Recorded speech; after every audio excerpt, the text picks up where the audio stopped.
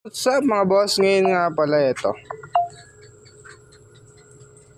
Ayan yung mga isda natin dito. So yan.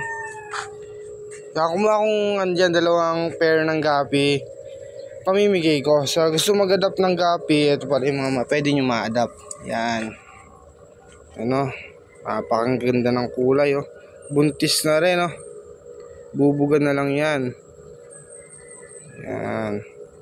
So, para makakuha kayo nito, kailangan nyo mag-share ng video ko. Yan. Tapos, follow nyo na rin yung page natin na Boss Chill Trip TV. Yan. Follow nyo lang yon. So, mamaya sasabihin ko sa inyo sa susunod na video kung saan nyo makukuha to. May pupuntahan kasi ako doon nyo makukuha to. Yan o. Yan, dalawang pair muna tayo. Baka araw-araw naman tayo mamimigay yan. Araw-araw tayo mag-update sa mga isda natin. Dito pala update ko kayo.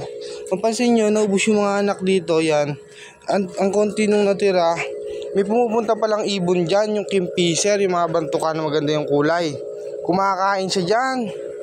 Yan, dyan siya kumakain ng isda. So, ayan. Update ko muna kayo dyan guys.